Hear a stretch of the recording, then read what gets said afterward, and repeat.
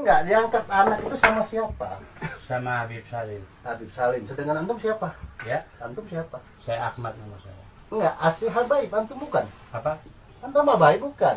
Anak diangkat anak. Enggak diangkat anak. Iya. Ya. Sekarang itu ahwal. Iya. Ya. Iya. Ahwal kan? Iya. Enggak sebenarnya? Iya. Awal benar? Iya. Benar. Ngaku dari tadi. Kamu ahwal. Benar, awal, benar. Ahwal mana? Ngapa kamu ngaku Habaib? Karena anak diangkat. Nanti dulu. Buka, sorban muka. Jangan malu-malu Habaib. Di sini banyak Habaib. Kalau diangkat sama Habaib, buatnya antum itu bukan Habaib. Ngerti? Kemarin Kamu juga? pinjahnya ini pinjahnya kemarin. Mana pinjahnya? Kemarin. Benar. Pinjahnya. Bisa. Kemarin pinjahnya. Kamu? Tidak. Enggak. Saya enggak. Kamu nggak ada laporkan ke polisi kamu. Jangan rusak Habaib di sini. Kemarin gimana ngomongnya? Pinjahnya. Tadi pas datang ke sini kan anak Kalau sama kamu tuh diangkat Habib sama juga Habaib, kan. itu bukan Anak Habib bin Habaib. Nawawi. Hasan. Gitu. Hasan bin Nawawi. Itu Iya. Habib Hasan bin Nawawi. Kamu datang Saya ke tempat Hasan, orang, nama kamu saya. merusak. Kemarin Kamu kamu mau Habib rusak Habaib? pas datang ke sini. Hah? Oh, saya enggak. Mau rusak Habaib? Jangan macam-macam. Habaib di sini nggak banyak. Inti. Assalamualaikum.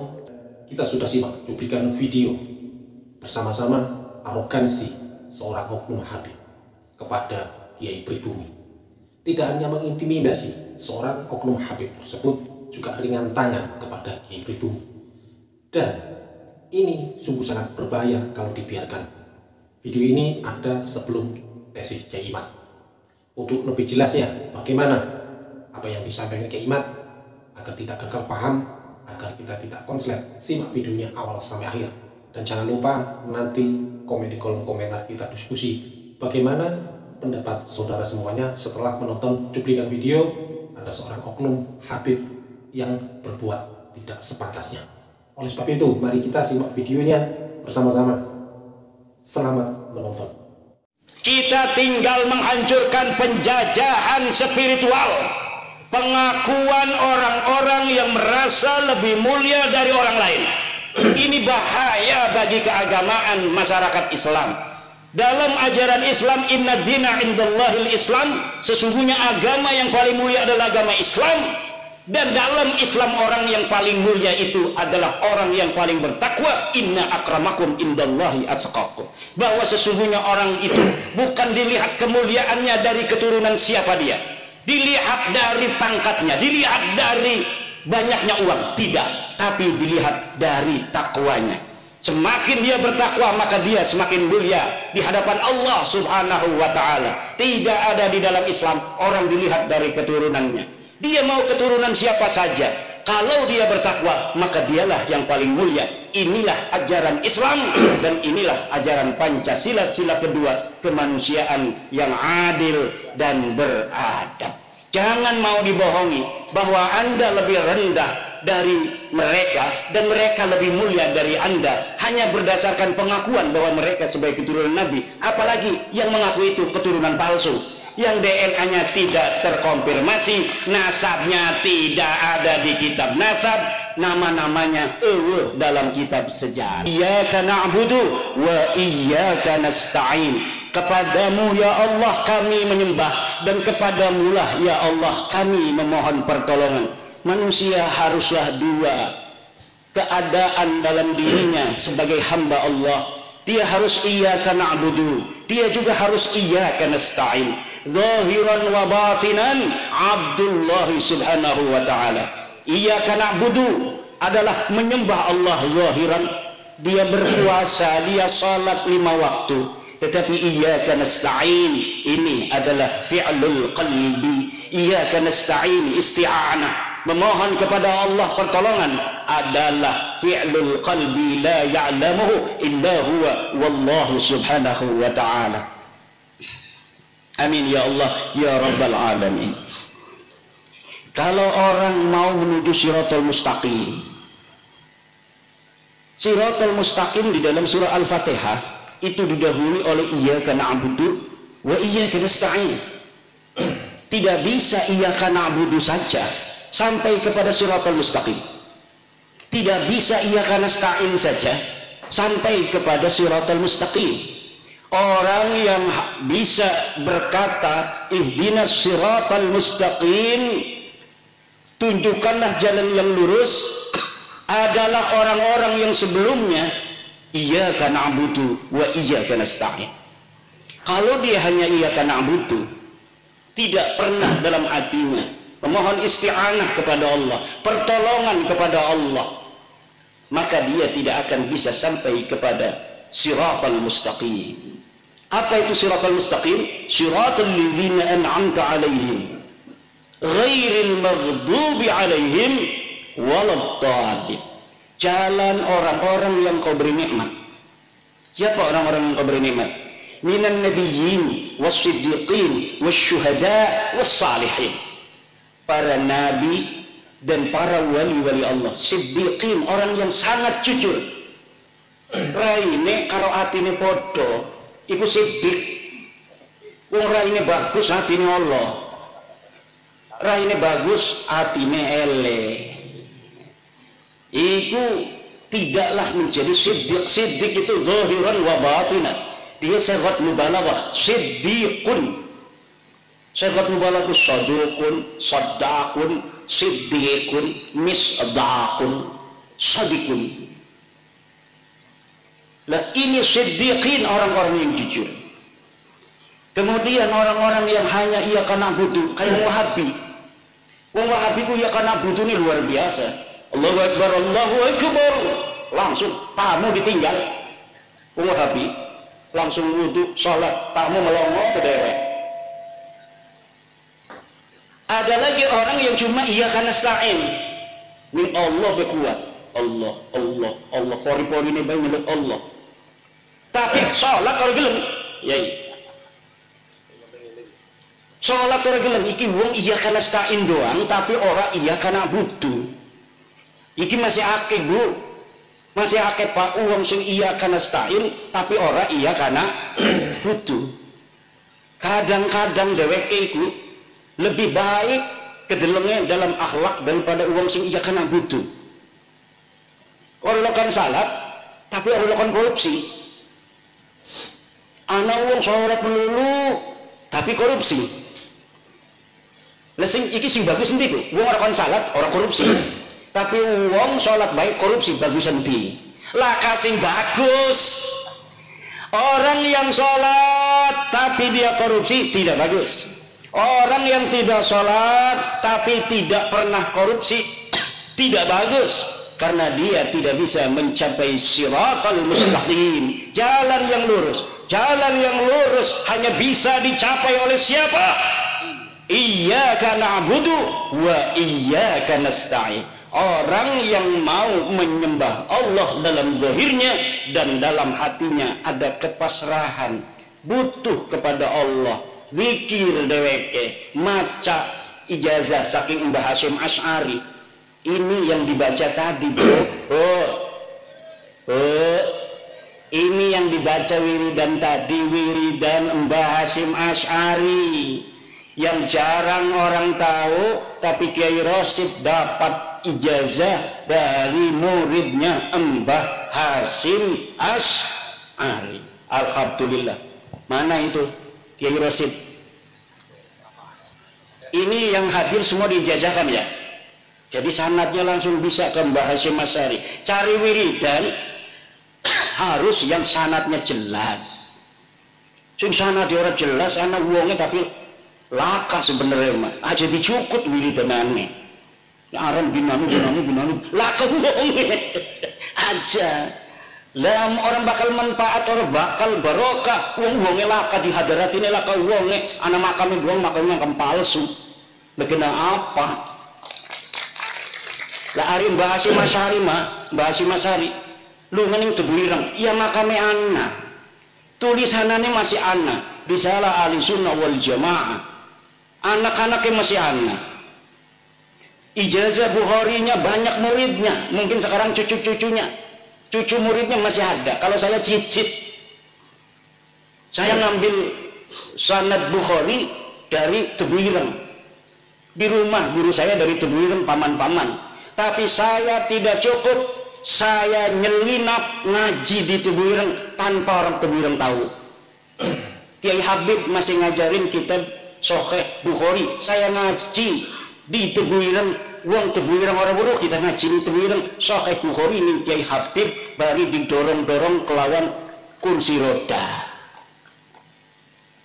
Kenapa? Sanadnya jelas. Mbah Hasyim Asy'ari muhaddisun faqihun, muhaddisun faqihun, dan hati-hati dalam tasawuf.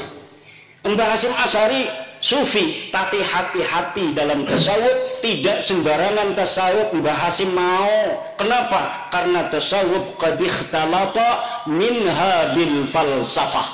Banyak dari tasawuf yang telah bercampur dengan filsafat, dan sebagiannya lagi qad ikhtalata bizzandaqah, dengan kezindikan. Wis kita mah sing penting inget ning Allah. Ora salat maning ora apa-apa ning Al-Qur'an ega aqimus shalah lidzikri. Dirikanlah salat karena mengingat aku. Karena tujuan salat adalah mengingat Allah, maka ora usah salat sing penting inget ning Allah. Petoa cira lamun pengen mangan inget doang warga ora. Betul apa ora? Ibu-ibu pengen mangan. Ibu-ibu pengen mangan, inget doang warga ta ora? Iki melongo iki ngerti ta ora bahasa Jawa kresek iki? Bu. Iki kula wong Banten. Tapi Banten ngomongnya ana sing Jawa. 4 kabupaten itu Jawa. Kabupaten Serang, Kota Serang, Cilegon, Kabupaten Tangerang. Kabupaten Tangerang ada 29 kecamatan, 7 kecamatan bahasa Jawa. Kula ning Kabupaten Tangerang bahasane Jawa. Jawa ndi? Ya Jawa bener. Tapi digawan ning Wonogiri kula ngomong Jawa. Wong Wonogiri orang ngerti kula ngomong Jawa itu apa artinya ini? Remen, kata orang tua dulu leluhur wong Kresek Banten itu dari Jawa.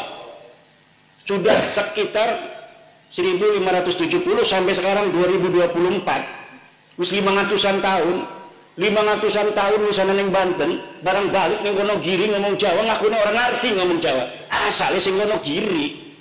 Salah satu nenek saya itu dari Wonogiri, Nyai Ageng Wonogiri. Nyai Ageng Wonogiri masih ada makam ning Banten, dikawin nang Sultan Maulana Muhammad Nasruddin. Maulana Muhammad Nasruddin baru berumur 24 tahun perang mati. Rabine lagi ngandung umur 3 bulan.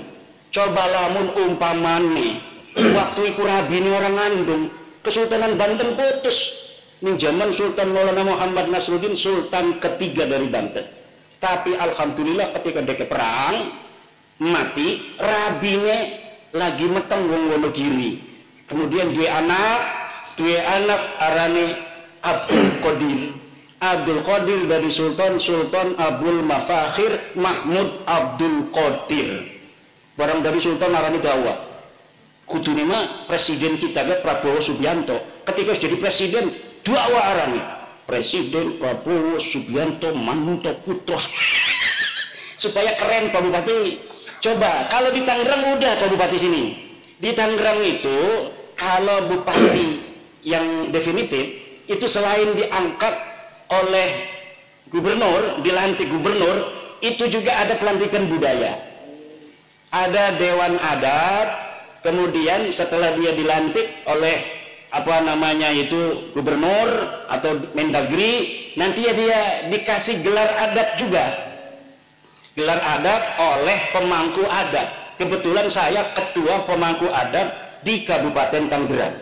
Jadi kemarin itu bupati yang dulu ya selain dia mendapatkan apa namanya pelantikan dari pemerintah, juga mendapatkan pelantikan secara budaya untuk melestarikan kebudayaan masyarakat supaya tidak hilang.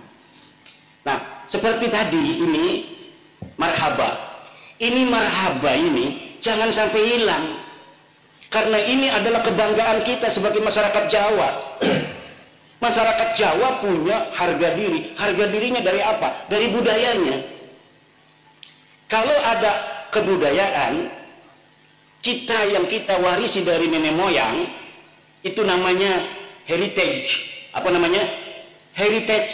Heritage itu warisan budaya yang diturunkan oleh leluhur kita secara turun-temurun sebagai identitas dan jati diri kita sebagai bangsa yang telah berkembang leluhurnya dan menguasai daerah ini selama ribuan tahun. Itu ciri-cirinya adalah warisan heritage ini yang diturunkan dari satu generasi ke generasi yang lain.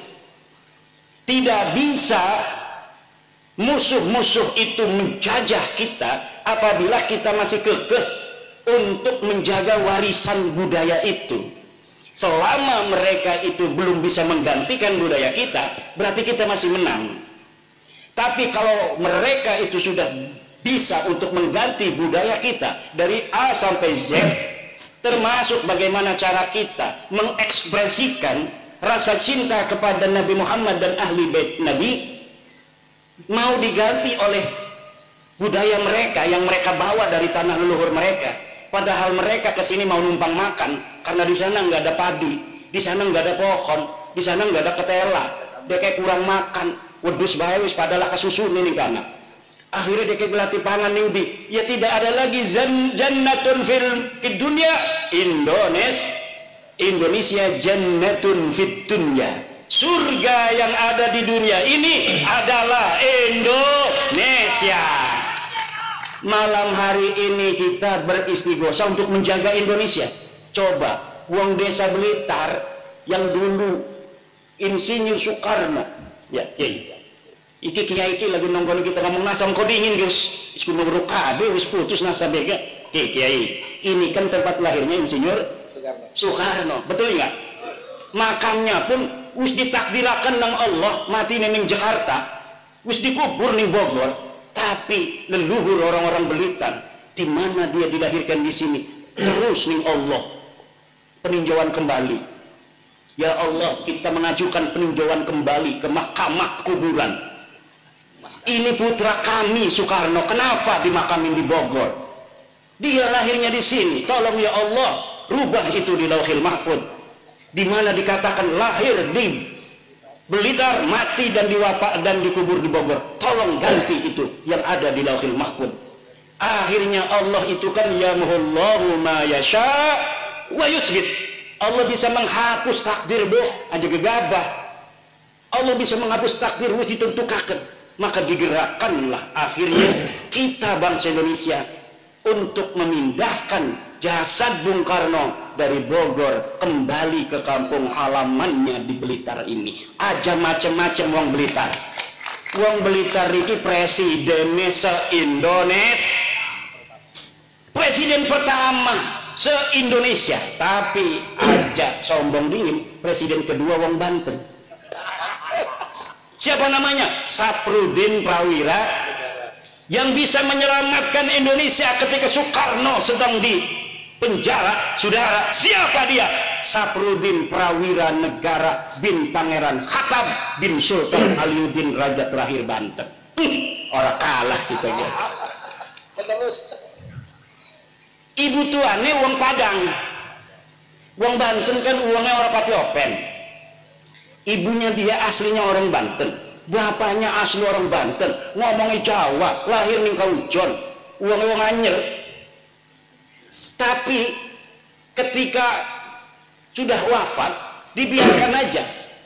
Ada yang menyangka sebagai pemberontak dan lain sebagainya. Padahal untuk menyelamatkan Insinyur Soekarno, karena dia berteman dengan Insinyur Soekarno yang sedang di penjara. Kalau umpamanya tidak ada pemerintahan darurat, maka nanti luar negeri mengatakan Indonesia sudah tidak ada, maka penjajah yang dulu pernah menjajah Indonesia bisa masuk kembali. Maka orang Blitar yang lagi di penjara dibantu dengan gagah perkasa oleh orang Banten. Jadilah Indonesia masih terang siki kepan. Ceritanya makonon, makanya kudu dimai kopi wong Banten merenek. Ki wong Banten tak kasih maulah apa-apa. Anak durian yang kana wis dibuka kita kan merene apa jawane. Ini baru dibuka sama Kiai Agus, udah dibel katanya mau siap istighosah. Saya mau makan durian dulu, udah bisa katanya. Ya, adhaifu kal mayit. Namanya tamu seperti mayit, kita ikut aja ke sini nggak ada apa-apa. Malah suruh dikir lagi, padahal saya udah naik mobil dari Banten 11 jam. Mau istirahat dibelin melulu tuh sama PWI Tulungagung, PWI Blitar. Kiai jangan istirahat, langsung aja. Karena apa? Sebenarnya saya ini ceramah itu bukan ahlinya, Pak. Saya ini tukang ngajar ngaji Fathul Qorib di rumahnya, tukang ngajari Fathul Mu'in. Gara-gara nasab kula di undang-undang, gara-gara nasab Balawi saya teliti. Ya biasa aja penelitian bahwa Balawi ditututin Nabi di undang-undang merene lah menurut teka maksa, awas sudah jauh teka premen. Akhirnya saya ditelepon oleh teman saya Syarif Ahmad Dairobi, Agus Dairobi, acara di Sanak Kiai Rosid menanti bersama orang-orang di Kanigoro. Wah, kata saya udah ada jadwal, sebulan hanya 4 hari saya boleh keluar karena tugas saya ngajarin ngaji di pondok. Tetapi kadang-kadang Allah itu yamhullahu ma yasha wa yusbit. Ya barang sing teka wong sing berat mah batur dewek igati kan. Karo Kiai Abdul Rasyid baru kenalan hatinya saja, sama-sama ahli istighosah. Tapi durung pernah kependak kan, orang-orang berat durung pernah kependak.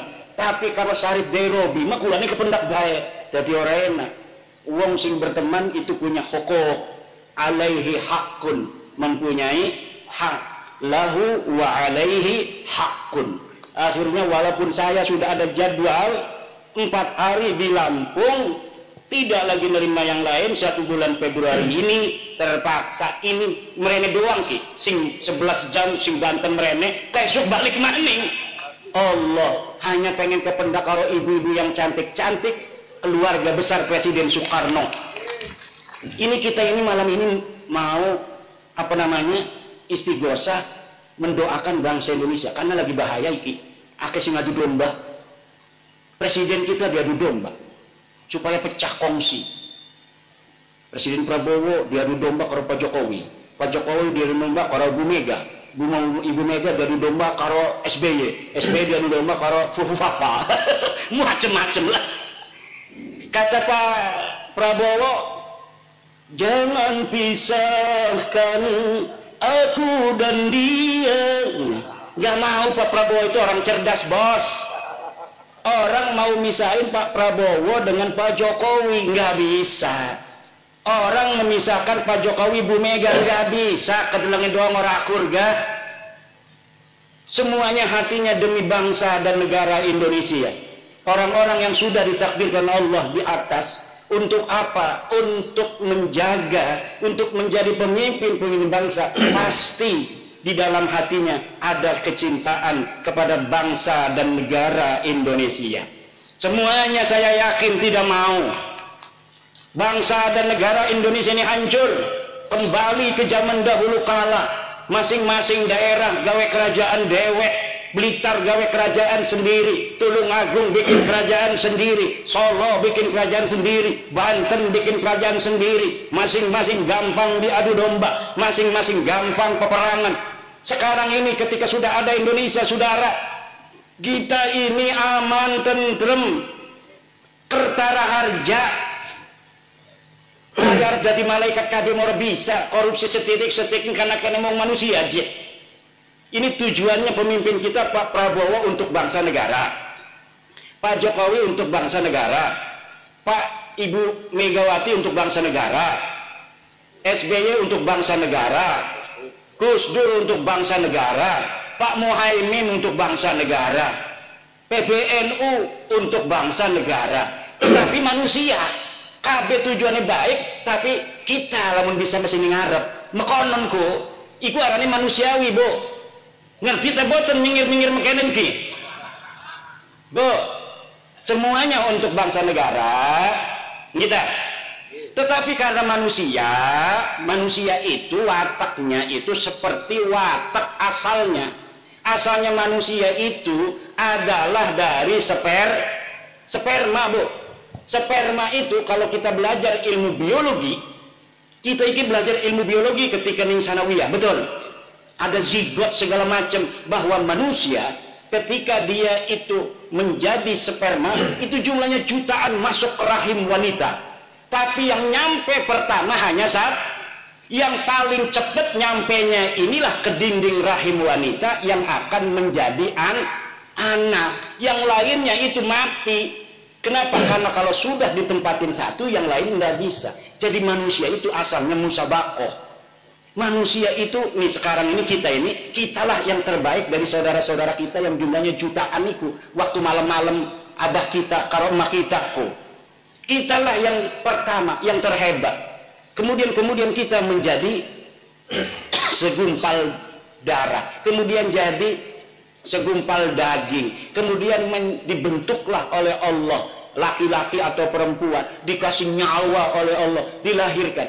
Dialah yang terbaik, dialah pemenang. Nah, manusia masih ingat waktu dewek kening jero rahim rebutan karo dulur-dulure.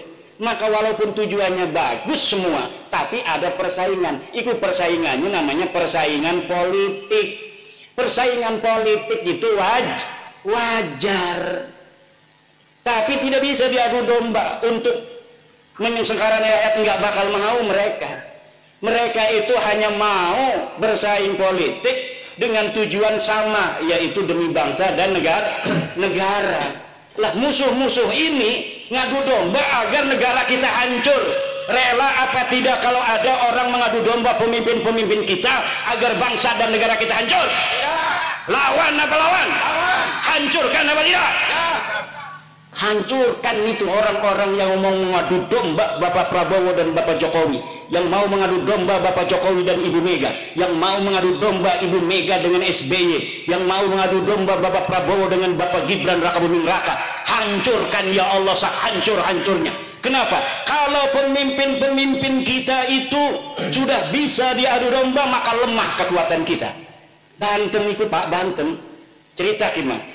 Bukan karena saya orang Banten membanggakan Banten, tetapi memang dalam buku sejarah Banten tidak bisa dimasuki oleh musuh kecuali oleh pengkhianat yang dari dalam Banten sendiri.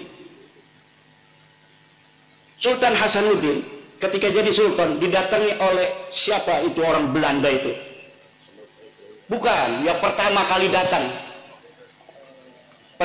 datang dari Eropa ke Indonesia ini, ke Nusantara, itu pertama datang ke Banten. Mau dagang katanya.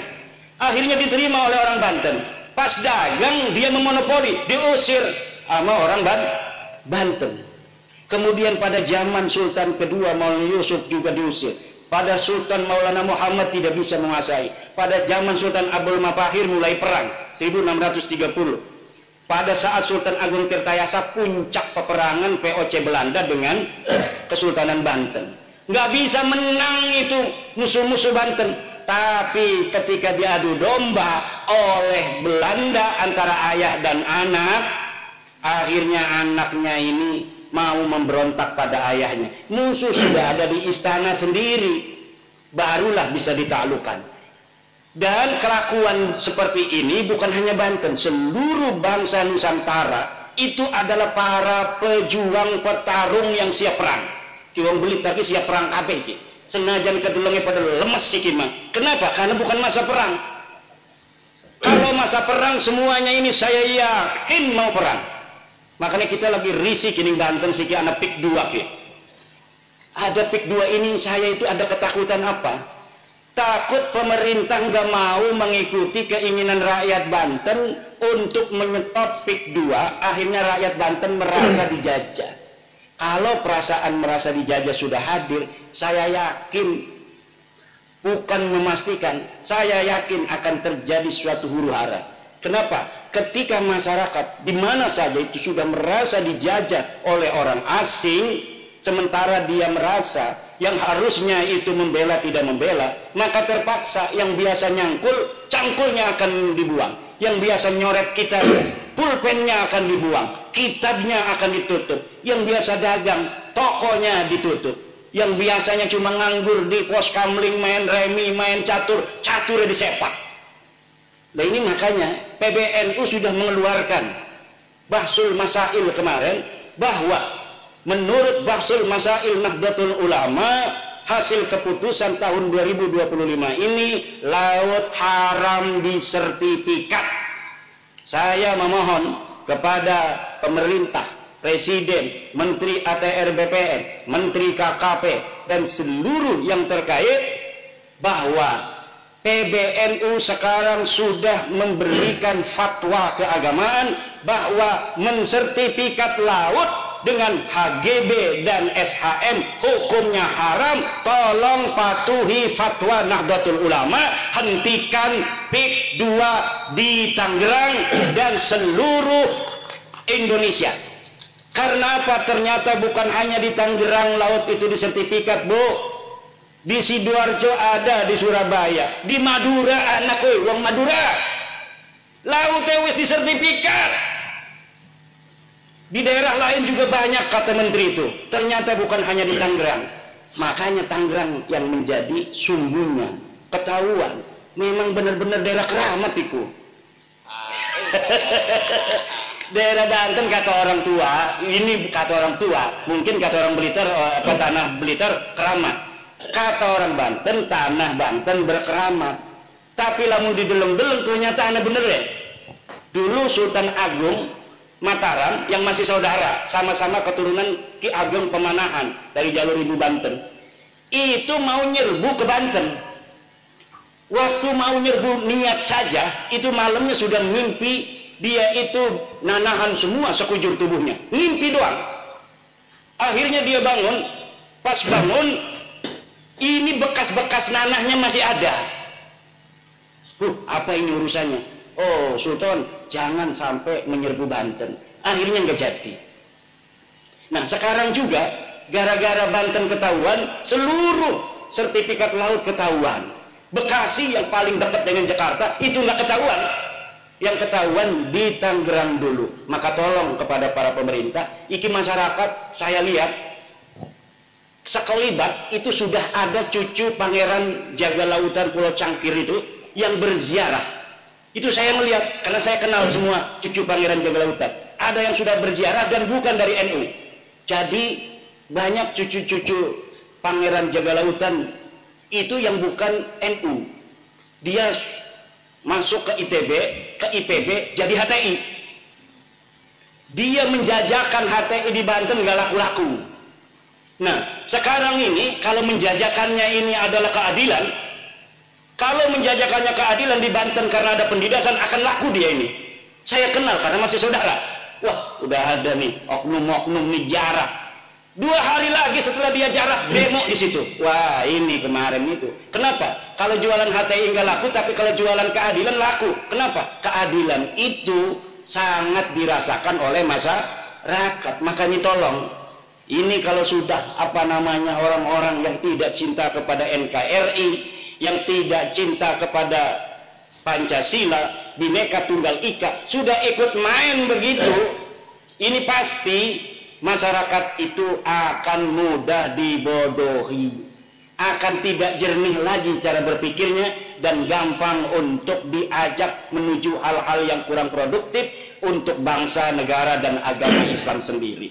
Maka tolong, hal-hal pembangunan yang sangat sensitif dengan kepentingan masyarakat secara luas seperti laut ini adalah milik umum, malun mustarak.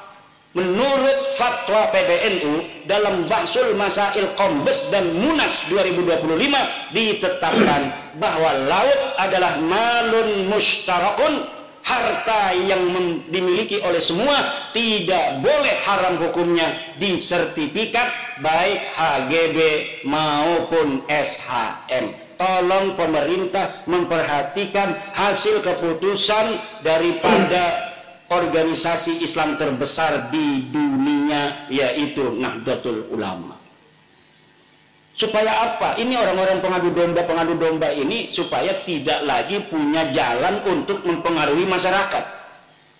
Pada saat yang sama HTI di mana-mana mengibarkan benderanya. Coba di Surabaya, tempat berdirinya Nahdlatul Ulama, ribuan HTI mengibar-gimbarkan bendera. Hari yang sama di Jogja juga mereka mengibar-ngibarkan bendera HTI. Di Banten ketika ada demo itu, demo menuntut ditutupnya PIK 2, baik PSN-nya maupun PIK 2-nya yang bukan PSN, itu saya lihat mereka tidak mengibar-ngibarkan bendera la ilaha illallah. Tetapi 70% itu orang-orang HTI. Masyarakatnya hanya beberapa persen.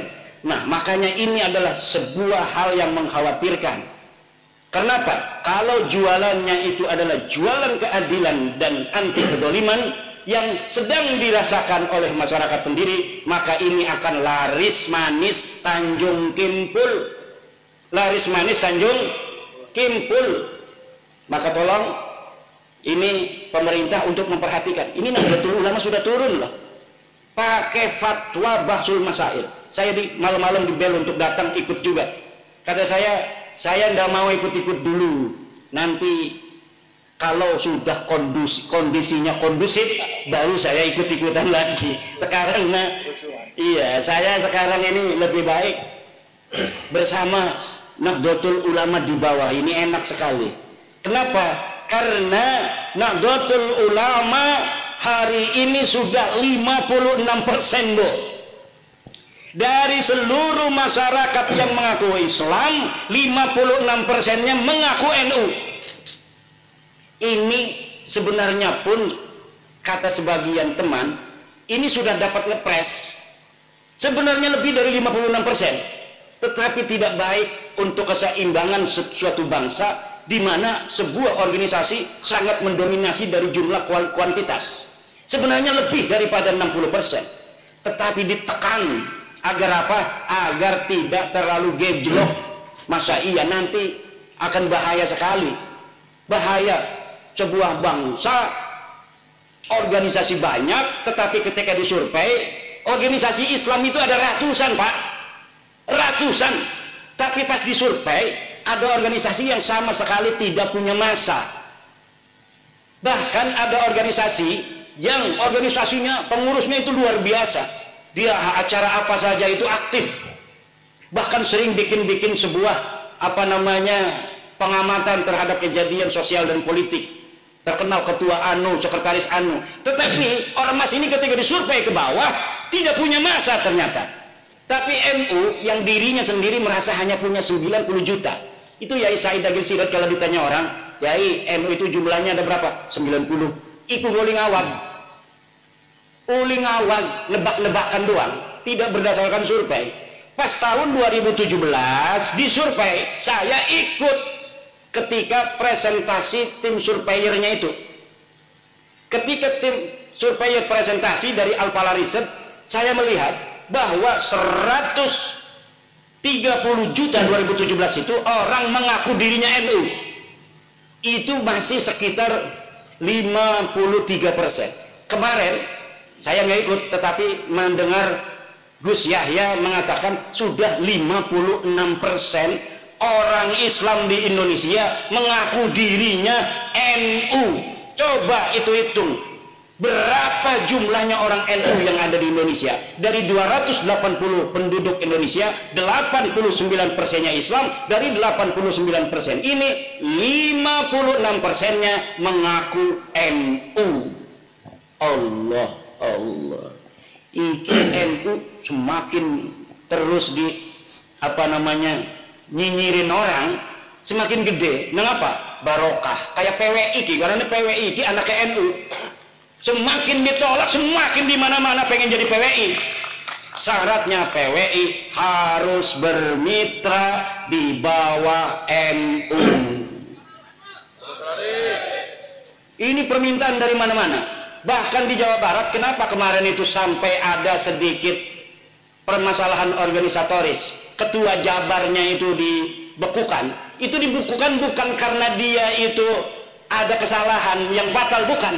Karena banyak kabupaten yang pengen dilantik oleh DPW Jabar, susah mencari kiainya. Ketuanya kiai, banyak acara. Jadi kabupaten-kabupaten pengen dilantik, nyari kiainya susah. Jadi mereka datang sendiri kepada kantor pusat di Cirebon. Akhirnya udah, kata Ketua Umum PWI Kiai Abbas, Jabar dibekukan aja. Kiai Abdul Mujib, pengurus atau ketua Jabar, dijadikan pengurus pusat dulu. Akhirnya sekarang dibentuk lagi yang baru, ketuanya Kiai Abah Setu, Itu mulai orang-orang pada ingin setiap kabupaten dilantik PWI-nya di tingkat kabupaten. Jadi ini luar biasa PWI ini, kayak NU zaman dulu. NU zaman dulu itu kadang-kadang belum ada pengurus provinsi. Ada kecamatan yang sudah mendeklarasikan MWCNU. Seperti di Banten itu kampung saya, itu Kiai Muhammad Amin pulang dari Mekah tahun 1936. Kiai Muhammad Amin ini bapaknya Kiai Ma'ruf Amin. Dia pulang dari Mekah, belum ada kepengurusan tingkat kabupaten PCNU tahun 1936, tapi Kiai Amin ini langsung mendirikan MWCNU tingkat kecamatan. Jadi kecamatannya ada, kabupatennya belum ada. Nah ini seperti ini nih PWI ini. Kadang-kadang kabupatennya pengen, provinsinya susah. Nyari ketua provinsinya karena kiai semua. Kalau di Wonogiri, Seragen, sekitarnya itu semuanya kebanyakan Surya PCNU. Gampang nyarinya kalau Surya, paling dia di pondok ngajar ngaji. Tapi kalau kiai penceramah susah. Nyari saya itu gampang, Pak. Karena ada di pondok ngajar ngaji tiap waktu. Asar ngajar ngaji, maghrib ngajar ngaji, subuh ngajar ngaji. Sekarang ini nggak ngajar ngaji nih, ya karena dikerjain oleh Kiai Rosid. Suruh bertemu dengan saudara-saudara Presiden Soekarno supaya saya dapat barokah. Ya Presiden Soekarno, terima kasih atas perjuanganmu dulu membebaskan bangsa dan negara ini dari penjajah. Terima kasih Blitar, kami bangsa Indonesia mengucapkan terima kasih untuk Blitar yang telah melahirkan putra sang pajar Presiden Soekarno yang kemudian membebaskan kami dari penjajahan Belanda, penjajahan Jepang. Kita tinggal menghancurkan penjajahan spiritual, pengakuan orang-orang yang merasa lebih mulia dari orang lain. Ini bahaya bagi keagamaan masyarakat Islam. Dalam ajaran Islam, inna dina indallahil Islam, sesungguhnya agama yang paling mulia adalah agama Islam. Dan dalam Islam orang yang paling mulia itu adalah orang yang paling bertakwa. Inna akramakum indallahi atqakum. Bahwa sesungguhnya orang itu bukan dilihat kemuliaannya dari keturunan siapa dia, dilihat dari pangkatnya, dilihat dari banyaknya uang, tidak, tapi dilihat dari takwanya. Semakin dia bertakwa maka dia semakin mulia di hadapan Allah Subhanahu wa ta'ala. Tidak ada di dalam Islam orang dilihat dari keturunannya. Dia mau keturunan siapa saja, kalau dia bertakwa maka dialah yang paling mulia. Inilah ajaran Islam dan inilah ajaran Pancasila, sila kedua, kemanusiaan yang adil dan beradab. Jangan mau dibohongi bahwa Anda lebih rendah dari mereka dan mereka lebih mulia dari Anda hanya berdasarkan pengakuan bahwa mereka sebagai keturunan Nabi. Apalagi yang mengaku itu keturunan palsu, yang DNA-nya tidak terkonfirmasi, nasabnya tidak ada di kitab nasab, nama-namanya dalam kitab sejarah. Jangan mau kalian orang-orang mulia, turunan orang mulia, orang Blitar, bahannya bahan bagus, bisa jadi presiden. Sudah terbukti orang yang lahir di Blitar bisa jadi presiden. Haram hukumnya orang Blitar merendahkan diri di hadapan bangsa lainnya, apalagi bangsanya itu bukan bangsa Indonesia. Tunjukkan dada orang Blitar. Dada orang Blitar, dadaku, iki dadaku, endi dadamu, kata Presiden Soekarno. Indonesia menggugat itu siapa? Insinyur Soekarno. Sekarang Blitar menggugat nasabah Lawi. Tidaklah heran kalau Blitar ini menjadi salah satu pelopor di Indonesia terhadap peningkatan martabat, harkat, derajat jati diri bangsa Indonesia. Karena dari Blitarlah putra sang pajar dilahirkan. Siapa saja orang yang terlahir dari Blitar pantas jadi presiden Republik Indo. Wis jam rolas bo, kulani durung istirahat 11 jam nunggang mobil. Iki makin ngakone wis sing kenceng banget. Iki berapa kali duduk gelem pegel. Nggang mobil kayak setan bae. 160, wis. Kita ngelilir dong, kenceng. Kalau kitanya lagi bangun kan langsung, wis, jangan kenceng-kenceng. Tapi kan kita nggak bisa melotot terus. Kadang ada tidurnya. Itu kalau saya tidur udah 200. Allah. Semoga barokah Kiai Rosid, Kiai Rosid kita doakan panjang umur. Rambutnya gondrong, amin. Kiai Rosid, rambutnya pakai belangkon digondrongin, keren. Santri saya itu Pak, santri saya, kalau dia pengabdian, lulus dari aliyah kan, ngabdi dulu setahun, nggak boleh cukur. Suruh gondrong. Kenapa? Supaya nakalnya habis di pondok. Nanti ketika di masyarakat dia udah nggak heran lagi ngeliat orang gondrong nggak macam. Dulu aja saya udah gondrong di pondok kan. Jadi udah beres nafsunya itu, nanti ketika ada di masyarakat dia tinggal jadi wali. Allah. Tapi kalau belum pernah agak nakal di pondoknya, nanti kurang ajar ini ngumah iku ku. Wis dadi kiai ngebonceng-bonceng rangda melulu. Iki bahaya iki. Kiai Saifuddin Zuhri, terima kasih ini bisa mendampingi dari Malang. Kiai katanya mau acara di Blitar, itu kampung saya itu. Saya lahir di situ. Saya mau hadir katanya. Masya Allah, kata saya, dari Malang itu kan berjam-jam. Tetapi karena beliau pejuang, beliau bawa jamaah dari Malang ke Kresek, ke Banten. Kresek itu kecamatan, sebelahnya itu Gunung Kaler Tenara. Nah, di Mekah itu dikenalnya hanya Tenara. Ya, jadi orang-orang yang disebut Tenara zaman dulu itu Ronjo, Tirtayasa, Kresek, Tanara sekarang ini. Nah, jadi kalau sekarang administrasinya Kresek.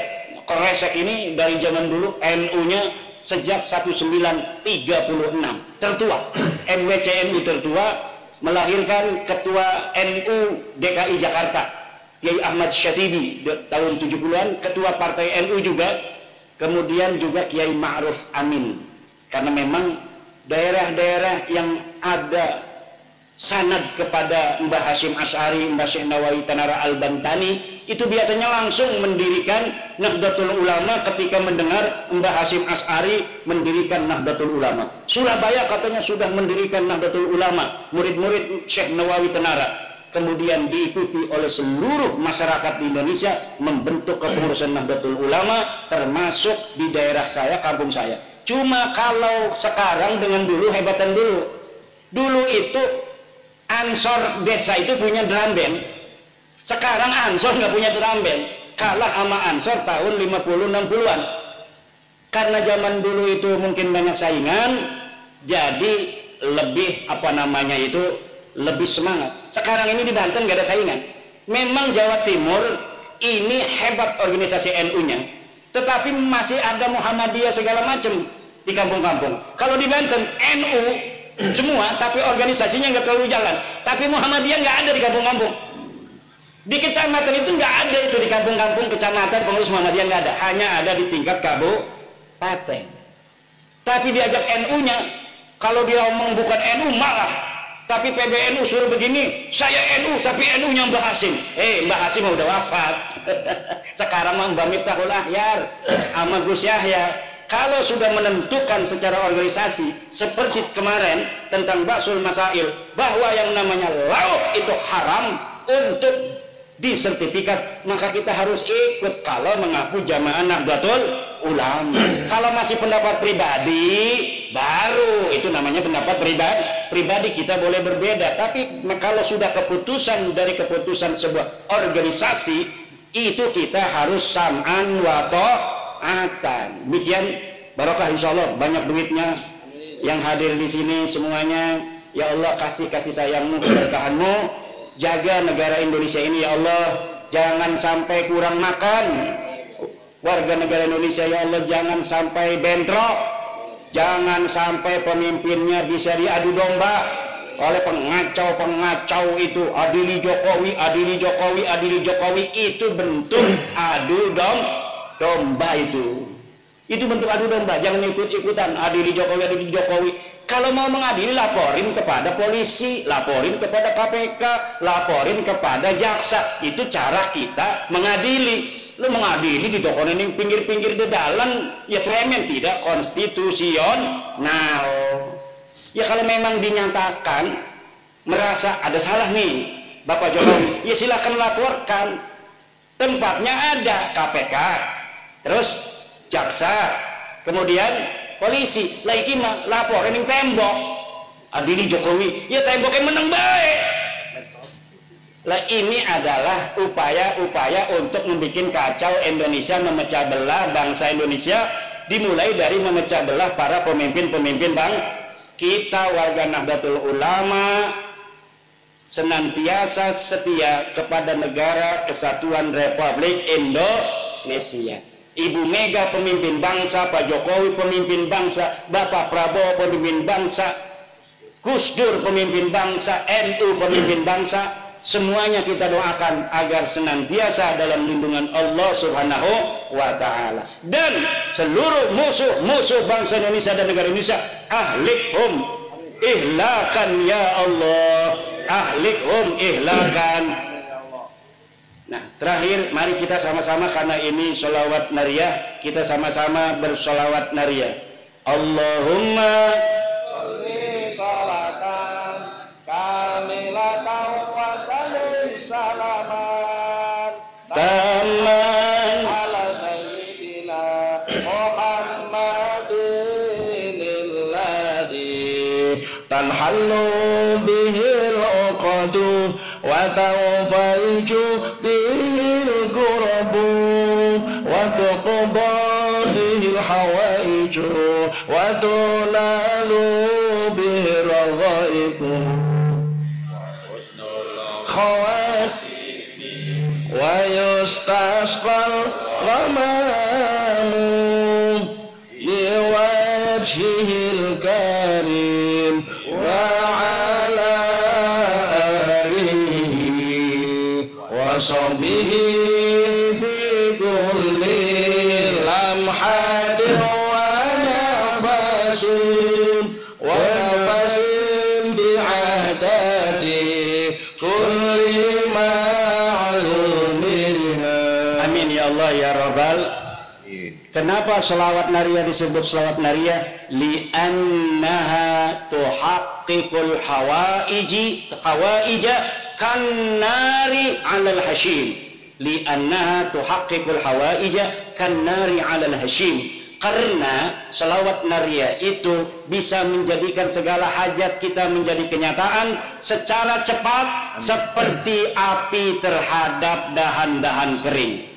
Sholawat nariyah juga disebut sholawat tafrijiyah li'annahu tufarrijul kuruba wal humum, karena sholawat nariyah bisa untuk menghilangkan kesusahan dan kedukaan. Disebut juga sholawat nariyah itu miftahul kanzil muhit. Miftahul kanzil muhit li'annaha miftahul amwal, karena sholawat nariyah itu kunci harta benda. Siapa orang membaca sholawat nariyah 4444 seorang diri maupun berjamaah seperti ini, kemudian dia berdoa hajatnya, tuqda lahul hawaij, maka hajatnya akan dikabulkan oleh Allah. Wa man arada ayanzura ila rasulillahi fi manamih falyaqraha mi'atan. Siapa orang yang ingin melihat Rasulullah di dalam mimpinya, maka baca selawat nariyah 100 kali. Siapa orang yang membaca dalam satu majelis selawat nariyah 100 kali, maka keinginannya akan dikabulkan Allah. Allahul muwaffiqu ila aqwami thariqin. Wassalamualaikum warahmatullahi wabarakatuh. Waalaikumsalam warahmatullahi wabarakatuh. Subhanallah, terima kasih para saudaraku semuanya yang sudah menyimak videonya awal sampai akhir. Bagaimana seorang habib yang bertindak arogan kepada Kiai Pribumi. Dan kita sudah simak penjelasan Kiai Iman atas apa yang lagi marak, yang lagi viral di dunia maya, yaitu tentang nasab balawi. Oleh sebab itu, karena itu kita harus waspada. Jangan biarkan pikiran kita kosong. Jangan biarkan kita ngelamun. Kita harus pakai akal waras, akal sehat, pakai akal logika biar tidak konslet. Bagaimana yang selama ini di seluruh penjuru Indonesia, apa yang disampaikan kelompok-kelompok mereka, kelompok-kelompok yang tidak bertanggung jawab dan ingin dimuliakan demi kepentingan pribadi dengan mengatasnamakan agama. Tesis Kiai Mat ada, bukan karena ada unsur kebencian, bukan karena unsur tidak suka, tidak sependapat. Adanya tesis Kiai Mat ini muncul adanya banyaknya seorang oknum Habib Balawi yang setiap ceramahnya hanya mengujar kebencian, yang tidak sepaham dengan mereka itu dianggap tidak berilmu, yang tidak sepaham dengan mereka dianggap tidak pintar, tidak wali. Kita harus waspada bagaimana apa yang disampaikan kelompok-kelompok mereka. Kita harus berpikir cerdas, berpikir waras agar tidak konslet. Yang selama ini mereka sampaikan sedikit, hanya sedikit ilmu yang kita dapat, hanya kecil untuk mengajak kebaikan, dan isinya hanya karomah mengagungkan nenek moyang mereka. Dan kita semuanya semoga diberi akal sehat, akal waras, agar bisa menjalani agama ini dengan baik, dan jangan biarkan pikiran kosong, dan kita pasrahkan hidup kita mencari ridho dari Allah dan mendapatkan dan mencari syafaat dari Nabi besar Muhammad SAW agar hidup kita selamat dunia dan akhirat. Terima kasih saudaraku semuanya. Bila mana ada salah kata, saya mewakili admin. Bila ada salah kata, mohon dimaafkan. Karena dengan sadar atau tidak sadar, manusia adalah tempatnya salah. Jangan merasa benar, jangan merasa pintar, karena di atas langit masih ada langit. Saudaraku semuanya dimanapun Anda berada, semoga video ini bermanfaat, menjadi edukasi untuk kita semuanya, agar tidak mudah ikut dari kelompok-kelompok oknum yang akhir-akhir ini meresahkan di dunia perislaman. Saudaraku semuanya, abaikan ujian saya ini aja sebagai edukasi, sebagai selingan, biar hidup kita tidak mumet, biar tidak stres. Sekali-kali kita mencari hiburan biar tidak mumpet, karena selama ini perekonomian semakin rumit, semakin susah. Oleh sebab itu, ojo lali ojo sholawat biar nggak konslet. Sampai bertemu di video berikutnya. Ojo lali like, subscribe, dan komen, share sebanyak mungkin agar video ini lebih bermanfaat lagi. Tidak ada unsur adu domba, tidak ada unsur merendahkan sesama. Video ini hanya dibuat untuk edukasi dan wawasan kita. Terima kasih. Assalamualaikum warahmatullahi wabarakatuh.